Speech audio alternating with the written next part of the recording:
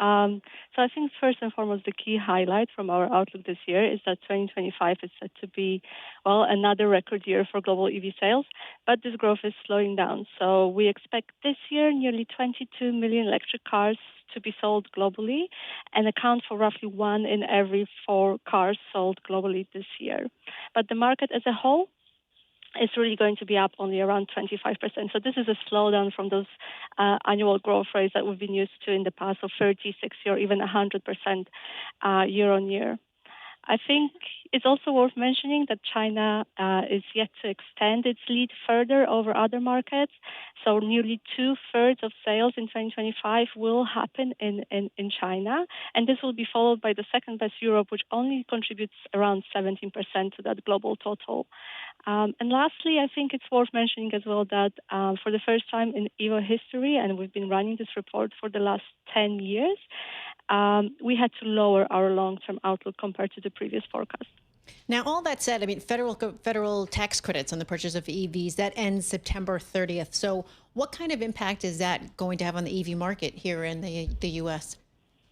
Yeah, I think the removal of the EV tax credits combined with the rollback of the fuel economy targets, this is all pushing downward pressure on U.S. EV sales.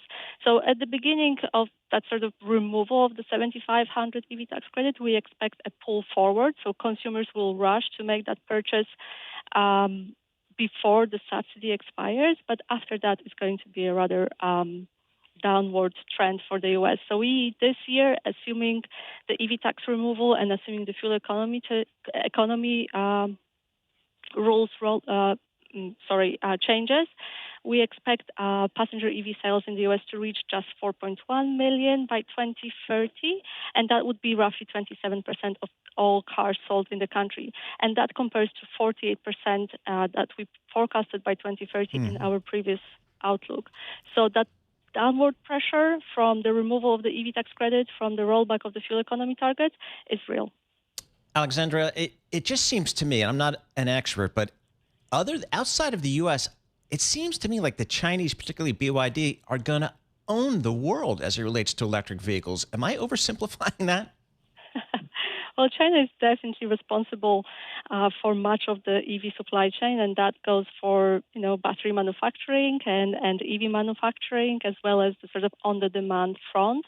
But growth is not happening only in China. So those lower cost, better technology, China-made EVs are also helping spur EV sales growth in more of the emerging EV markets like Thailand or Brazil.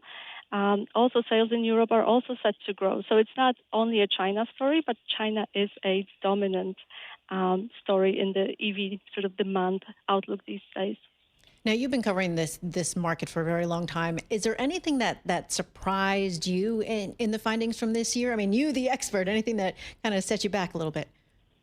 Well, I don't think it's so surprising, but I've already mentioned is that growth in the emerging EV markets. So that includes Thailand, which is now, for example, higher in EV adoption than the US. It's also Brazil, which is ahead of Japan. So I don't think we can no longer say that electrification will start in those mature economies and slowly trickle down to the emerging markets. I think it's worth mentioning that Thailand, that Brazil are one of the most price-sensitive car markets in the world, and that suggests that electrification is really no longer limited to or reserved for the premium upper-end vehicles, so that electrification can and is successfully done more for the mass market cars as well. Talk to us about just the cost of production here. One of the advantages of, I know, some of the Chinese vehicles is that they're pretty good quality at a lower cost.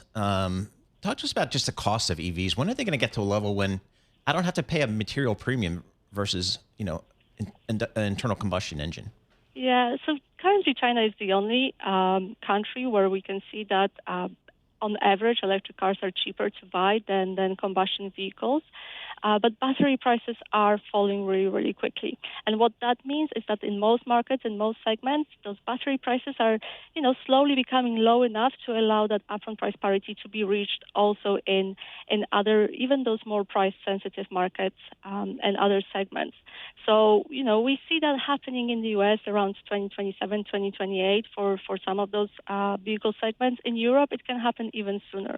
The more price-sensitive markets sort of get there a bit later, but still, it's within the next couple of years that, in theory, electric vehicles should be cheaper to buy than combustion vehicles. And again, that's down to falling battery prices. These are falling quite rapidly. And last question, what about charging technologies? I mean, that's one of kind of the biggest things that people talk about when they have EVs is it fast enough? Are there enough charging stations? Where do we stand there? Yeah, I think, usually the story around charging infrastructure is that there isn't enough, but our numbers suggest something different. So I think a lot of those fast charging networks, publicly available fast charging networks in many markets, are growing really fast. Some of them are doubling every year. So charging infrastructure is coming. It's also, the charging times at those chargers are now shorter than ever and it's easier to compete with refueling times. So the experience for the consumers is improving, and those charging stations are being built. Some markets are moving faster than others, but overall, I think we're moving away from thinking about the charging infrastructure as in there isn't enough. It's more about reliability, the cost of charging right now. These are the main topics.